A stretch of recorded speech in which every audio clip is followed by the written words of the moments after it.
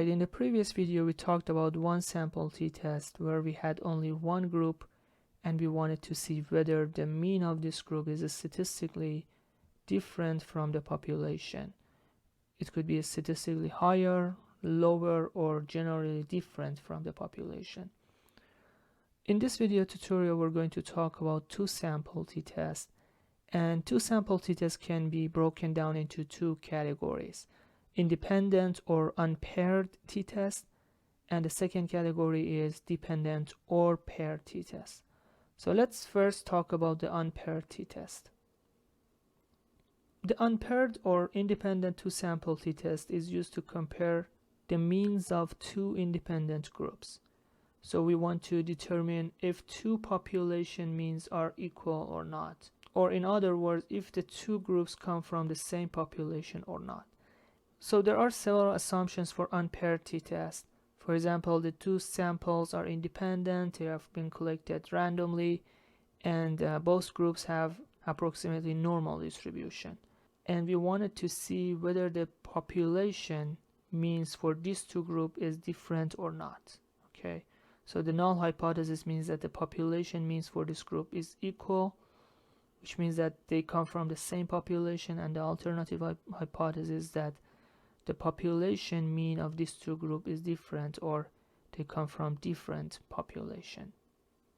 And for the unpaired t-test we have two situations. So the first situation is when you have equal variance. Okay, so when you have equal variance, the t-statistics is calculated using this formula.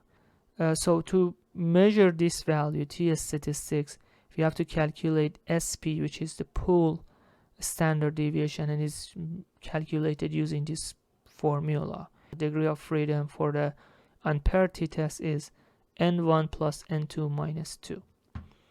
So here, for example, these two groups are almost similar, but here you can see that these two groups are different. So we want to see whether their population are significantly different or not. And here, for example, you can see the effect of a standard deviation. So if you look at this formula, so it's obvious that if you have a higher value of the standard deviation, which means that the data are more spread out, so the value of t-statistics will decrease, right? But if we have low standard deviation, we will have higher t-value. And we can, if you look at this graph, here we have lower standard deviation, right? So if you have low standard deviation compared to this one, so these two are more different compared to this one. In this graph number B, the standard deviation is larger, and when a standard deviation is larger, the t-statistics is low, so we fail to reject the null hypothesis, which means that the population are almost similar. But here the standard deviation is smaller, and when a standard deviation is smaller here, we will have higher t-value, which means that the population are different. Okay, so when we have all of these parameters, so x bar 1, which means that the mean of group number 1 and minus the mean of group number 2, if they are more different, so we will have higher t-value, so it is more likely to reject the null hypothesis. And so x bar 1 means mean of group 1, mean of x bar 2 is mean of group 2, and this value is pool standard deviation, and is calculated using when we have a standard deviation of group 1, standard deviation of group 2, and then we plug the values, we will have SP, and then we plug in the value SP in this formula, and then we will have T. And this T, calculated T, is compared with the critical value with the n1 plus n2 minus 2 degree of freedom. And we can look at the table to compare whether our t-statistics is greater than the critical value and reject the null hypothesis, or if it's not, we fail to reject the null hypothesis. And situation number 2 is that the variance of the two groups are unequal, And in this case, a modification will be done on the t-test. And this is called also Welch t-test, and it is used when you have unequal variance. So notice, look at the degree of freedom. It's very complicated, right? It's adjusted.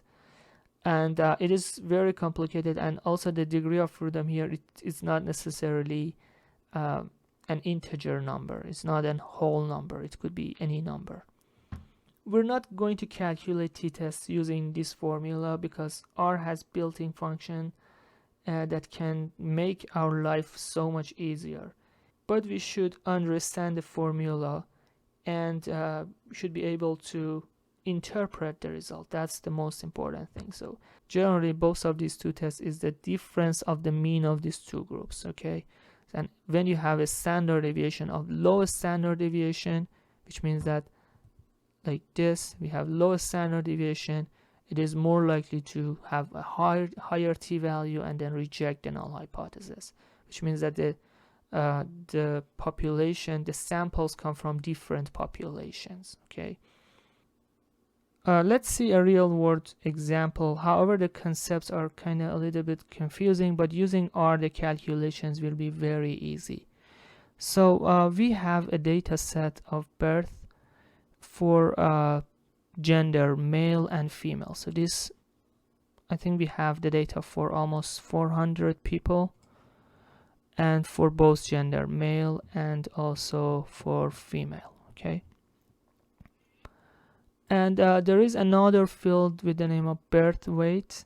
So for each of the gender, we have their weight, right?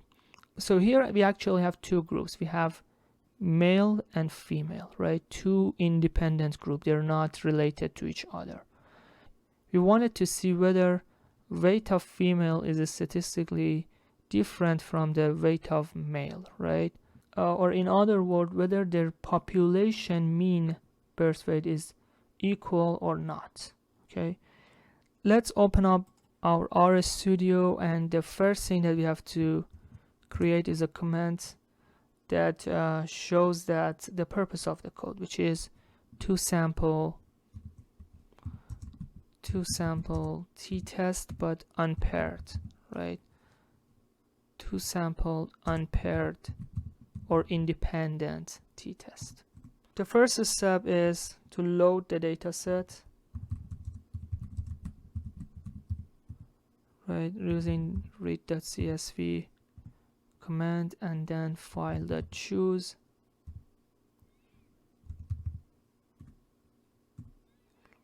and set the header to true. And before running the code, let's save this line of code in a object with the name of data, and after that click run, and it asks for the location. It's birth, so we have 400 observation on 8 variables. And if I want to see the first few lines, I use so check the data, I use head command, head of the data for the first 10 lines. Okay, so we will have the data for the 10 line, gender and different variables.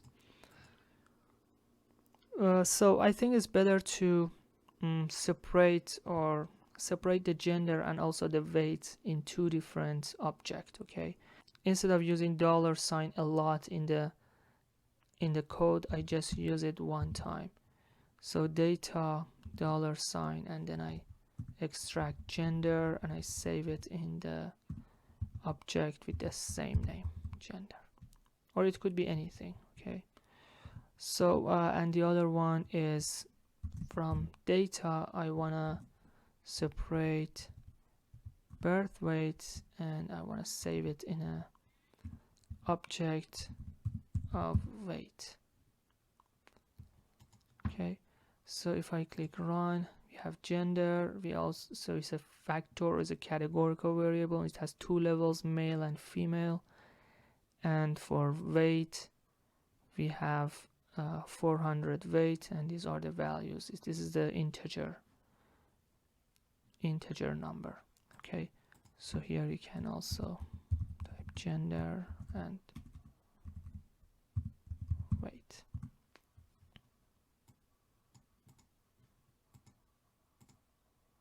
Before doing the test, it's a good idea to visualize the distribution of the data. So I'm going to visualize the distribution of weight and based on the male and female, okay, based on the gender. So I use box plot. I think box plot is a appropriate plot. So first of all, let me create a command that visualize the data or the distribution. So box plot of the weight, right, but separate it, so I use tilde, separate it by gender. Okay, so if I click run, I can see, so this is the box plot of the weights here and separated by the gender. Okay, so I can see some of the values, so these are outside of the box plot range, so these are outlier, right? So extreme low values for female, for male. We also have extreme high values here, so these are outlier. But this is not the focus of this lab. So we're going to focus on these two plots, okay, these two box plot. So each one has a mean. Okay, so these are, however, just remember that these are median. But so let me make this prettier color of blue and yellow, or I don't know, red. COL, sorry, blue and red.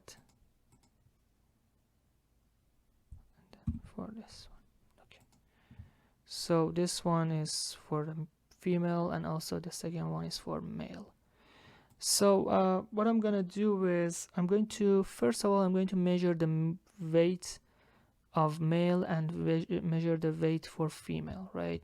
So male and female birth weight. So if I use just so male and female mean weight. So if I use just mean of weight, so what we will have is mean of weight for all of the 400 values, right, which is 3152. But I'm going to measure the mean of weight only for female, right, and also only for male. So here I have to only select, right, for the females. So I'm going to only select the females and then measure the weights only for female. So I have to subset the data, right? I have to use a square bracket, and here I have to tell that gender double equal to only female, right? So that's the mean of weight only for female, and then I save this in the mean dot weight dot female. Okay, and if I also repeat this, gender only male, and remember M is capitalized, and then the result should be saved in weight of male. Okay, and then run. So we will have weight. So we will have weight dot female here, and here we have weight dot male, right?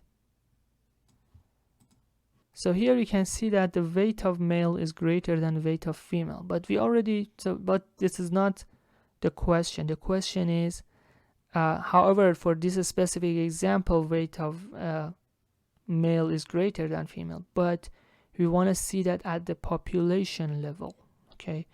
Whether at the population level the weight of male is greater than female. So it shouldn't be. This is just a sample, right? But we're working at the population level. So comparing the mean at the population level for different groups, for two groups. That's the two sample t-test for unpaired. And this is unpaired because male and female are two different categories, right? So our null hypothesis will be, so there is no difference. We can say that the mean of weight of male equals to mean of weight of female at the population level, right? So it's actually saying that the difference of their weight is 0, right? So difference of weight is 0. So that's the null hypothesis. And the alternative hypothesis will be the difference of weight is not 0, right? So we're not looking at whether it's greater than or lower than the mean of for male is greater than female or not, or lower than that. So we just want to see that whether they are statistically different or not because of this unequal sign. So it's a two-tailed test, right? Two-tailed t-test. The command that we use for testing this hypothesis is again the equals to the same thing that we use already, a student t-test or t.test. Okay, it's the same thing. So for the last time we talked about one sample t-test and we use this formula, right? So let me copy this here. And so last time we used just one vector x and we removed y because we had just one group and we wanted to compare it with population. But this time we had two groups, right? Male and female.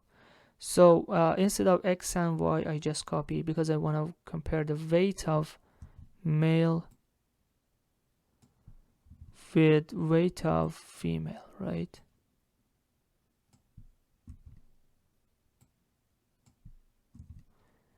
And the alternative will be two-sided, right? Because of this.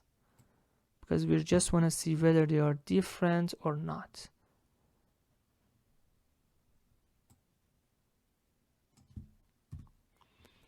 And mu is 0 and paired. So it's not a paired t-test. Paired t-test is for the next video. So this is an unpaired t-test, right? So they are independent. Male and female are independent. They're not paired. And variance dot equal. So we assume that is false, but we can test that whether variance is true or false. And confidence level, I'm gonna test it at 95% confidence level. So I remove the rest of it. And run. So here you can see that it used Welch two-sample t-test because it's more general, it's more safer compared to the t-test.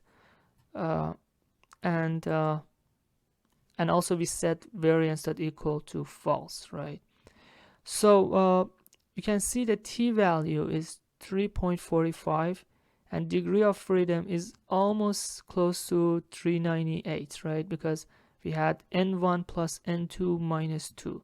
n1 plus n2 is the sample size, which is 400 minus 2, which is almost 398, right? And the most important thing is the p-value. The p-value is very low, right? It is less than 0.05. So we reject the null hypothesis. So we reject this, that the difference of weight is 0. So the difference of weight of male and female is not 0. So that's the conclusion. So we are 95% confident that the difference of the weight of male and female at the population level not 0, right? So they are different. So the birth weight of male and the birth weight of female is different, right? So that's our conclusion. How can I check whether the variance is equal or not? So here, because checking the variance of the before running the t-test is one of the assumptions of the t-test, right? Here I use check equality of variance. So I want to see whether the variance of these two groups male and female in weight of the male and female, their variance is equal or not. So the command that I use is var dot test. Okay, and then I put both of the groups. So the first group, which is weight of female and weight of male. Okay, so very simple. So if you want to compare the variance of two groups, just use variance.var.test and group number 1, group number 2, and just click run. So here you can see that the test that is used is f-test. So f-test is used to compare two variances. And based on the f-test, so we will talk about the f-test in the future labs, but based on the f-test here, you can see the p-value is 0.342, right? It is not less than 0.05. So the null hypothesis in f-test is that the variance is equal, right? But if p-value was less than 0.05, we could reject the null hypothesis. But here, the p-value is not less than 0.05, so we cannot reject the null hypothesis. Conclude that the variance is equal, right? So here, in this test, var.equal, I can set this to true because the variance is equal. But always remember that the Welch test is a safe test. So if you do not set this to true, is okay, right? So we can always set the variance.equal to false, and it uses the Welch test. Okay, so now if you, for example, run the test, so the values, instead of Welch test, we will have two sample t-tests, but the values are very similar to the Welch test, right? So the value of the t and also the p-value is very similar. Also the degree of freedom, it was 397.9 something, right? So now it is very close to the degree of freedom of the Welch test, right? So you can see that running unpaired t-test in R is very easy and very straightforward.